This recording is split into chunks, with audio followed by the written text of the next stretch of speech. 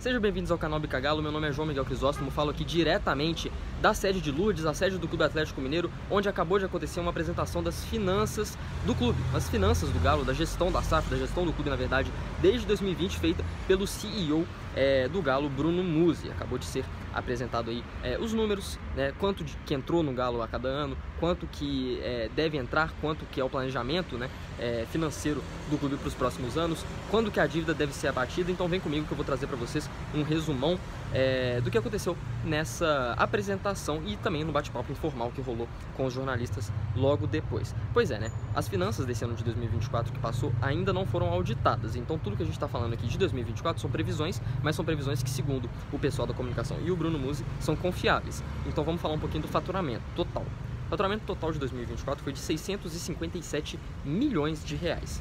Muito dinheiro, contando com vendas de jogadores, premiações e bilheteria da Arena MRV, enfim, tudo que entrou no clube foi 657 milhões de reais. É a maior arrecadação da história do clube, da história do Galo. Então, dinheiro significativo entrando. Com as vendas de jogadores foram 155 milhões de reais, contando com a venda do Paulinho, que deu cerca de 120 milhões ali, convertendo de euros para reais, né? Foi uma venda de 18 milhões de euros. Foram 155 milhões de reais no total, com todas as vendas, incluindo a do Paulinho. Com premiações, mais de 200 milhões também com a Arena MRV. Com bilheteria, foram mais de 81 milhões de reais. Enfim, um dinheiro significativo que entrou no clube esse ano. E também, outra notícia interessante desse dinheiro é que foi a primeira vez da gestão, desde 2020, dessa gestão dos 4Rs, que o clube teve um balanço de operações positivo. Foi um balanço de operações que não saiu no prejuízo, então interessantíssimo aí quanto de dinheiro entrou em 2024. E tendo em vista tanto de dinheiro que entrou, a torcida com certeza quer saber: e aí, quanto disso que entrar no futebol, quanto disso vai para a dívida, como que o Galo vai andar com esse tanto de dinheiro, com esses mais de 600 milhões de reais que entraram? Pois é, vamos falar primeiro da dívida. Por quê? Eles passaram pra gente a linha do tempo da dívida, né, desde 2019, no caso, desde 2019, a linha do tempo da dívida, do que aconteceu com a dívida do Galo, que realmente cresceu e muito. Em 2019, antes da gestão dos 4Rs, a dívida era de 790 milhões de reais. Uma dívida alta, mas uma dívida sustentável, digamos assim, né?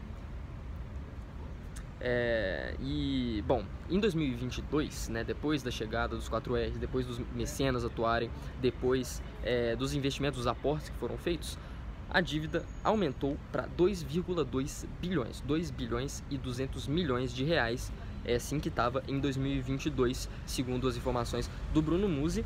E agora, depois da venda do Diamond Mall, depois da venda da SAF e aportes que vieram exatamente para o pagamento da dívida, mais de 500 milhões em aportes só dos acionistas, né, dos 4Rs, e também de outros aportes de sócios, a dívida caiu para 1,4 bilhões, né, 1 bilhão 400 milhões de reais. Então, depois desses aportes, da venda de 50% do Diamond Mall aqui do nosso lado e de aportes também de sócios e dos acionistas, a dívida caiu para 1,4 bilhões de reais. E essa dívida, assim, subiu bastante, né, de 2019 para cá. Ela subiu até mais e acabou caindo, e é uma situação complicada para o Galo. Porém, o clube enxerga o crescimento dessa dívida, segundo o Bruno Musi, como parte do que aconteceu no aumento de resultados de futebol, né? O Galo foi campeão brasileiro, o Galo foi campeão da Copa do Brasil, chegou em finais do ano passado, melhorou um pouco o desempenho futebolístico, sim, e o clube enxerga o crescimento dessa dívida como algo que anda junto com a melhora do desempenho futebolístico e também com o aumento do faturamento, né? Que foi o maior faturamento da história do clube ano passado. Então, o aumento do faturamento anda junto com o aumento da dívida, que anda junto com o aumento de resultados esportivos na visão do clube, né? E, bom, né, o torcedor com certeza quer saber também, é uma pergunta que está rodando bastante: por que o Galo não aderiu à recuperação judicial quando virou SAF? Pois é, né, foi uma pergunta que foi feita hoje também. O Bruno Musi chegou a responder, ele deu uma explicação um pouco complexa, mas eu vou tentar dar uma resumida para vocês. Recuperação judicial nunca foi um plano do Atlético. O Galo nunca teve a intenção de fazer a recuperação judicial. Por quê? Segundo o Bruno Musi, mais de metade da dívida era com credores bancos, né? E esses bancos, eles podem recusar essa recuperação judicial caso o Galo pedisse. E se os bancos recusassem, não quisessem sair no prejuízo, bom, o Galo não teria como fazer a recuperação judicial, e o próximo passo, segundo o Bruno Musi, seria a falência. Ele falou de falência caso tentasse a recuperação judicial e não conseguisse. tinha falado até de falência o Bruno Musi. E assim, né, a torcida com certeza está curiosa, mas esses credores, esses bancos não são dois dos donos, é verdade. Banco Inter, Banco BMG são alguns dos credores, porém, Bruno Musi contou, né, fez a divisão ali dos credores das dívidas, e o Banco Inter, o Banco BMG são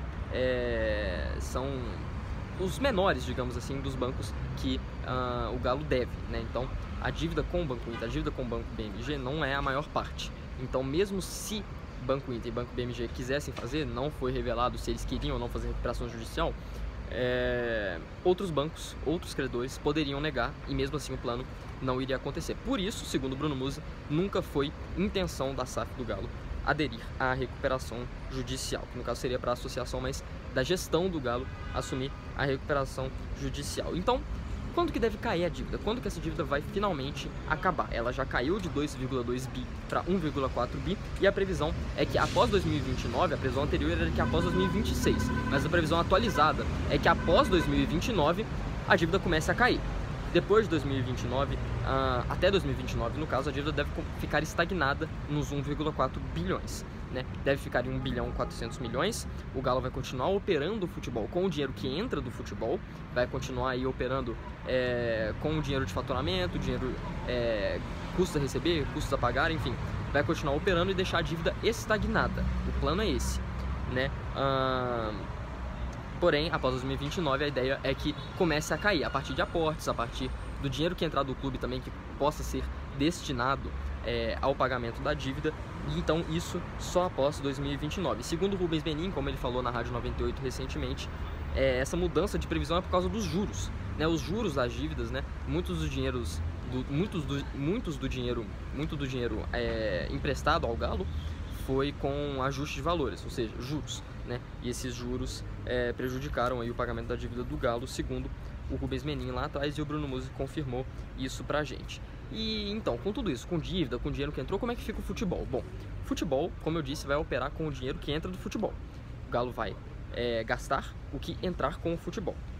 A ideia, segundo o Bruno Musi, é ficar no 0 a 0 em questão de contratações e vendas de jogadores. Vou dar um exemplo. Paulinho foi vendido, né, cerca de 120 milhões. A ideia é que esses 120 milhões sejam sim reinvestidos em contratações. É o que disse também o Rubens Menin, confirmado hoje pelo Bruno Musi. Esses 120 milhões devem voltar para o futebol e esses 155 milhões no total com todas as contratações, a ideia é que eles sejam um dinheiro que seja investido no futebol. Porém, aportes não serão feitos. Dinheiro de fora para contratações, isso não vai acontecer, torcedor. Pode ficar sem aguardar esse aporte, igual outros clubes estão fazendo, não vai acontecer, não tem aportes. O dinheiro que vai entrar no futebol é o dinheiro que vai ser gasto com o futebol, é o dinheiro que entrou através do futebol. E, bom, segundo o Bruno Musi, né, fiz uma pergunta exatamente sobre isso, ele me esclareceu que a ideia de ficar no 0 a 0 para poder contratar muito mais jogadores do que vender jogadores é desenvolver a base, é fazer um plano de base, né, das categorias de base, desenvolver os jogadores, vender os jogadores por valores elevados, que a gente sabe que não é o forte do Galo, nunca foi, e agora talvez esse seja o planejamento, realmente, colocar dinheiro na base, tentar desenvolver os jogadores da base, vender eles lá para fora com um pouquinho mais de prestígio, um pouquinho mais de dinheiro, e talvez, né, segundo o Bruno Musi, com isso o Galo consiga contratar, gastar mais dinheiro no futebol a partir desse dinheiro que entra de vendas da base, né? Vamos ver se isso vai ser viável, se isso vai ser possível. E por último, ele passou pra gente também a previsão orçamentária dos resultados da temporada.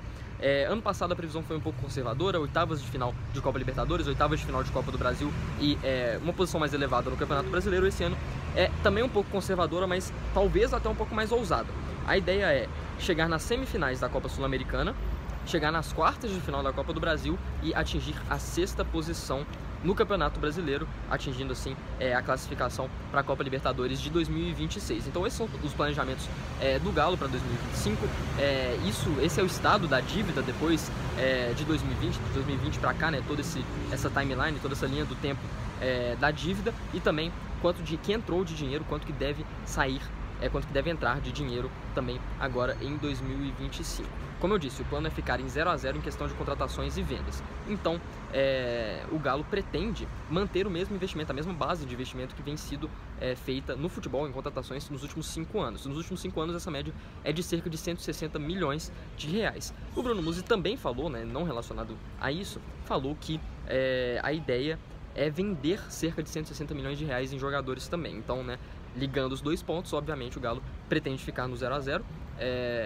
A coerência realmente bate, né? O Bruno Musi falou que quer ficar no 0 a 0 e a previsão de contratações e de vendas é de cerca do mesmo valor, 160 milhões, então a ideia é realmente ficar no 0 a 0. Caso você estava esperando aportes, estava esperando aí chegada de grandes nomes, chegada de grandes destaques, isso não deve acontecer. O dinheiro que entra com o futebol, com patrocínios, vai ser reinvestido no futebol.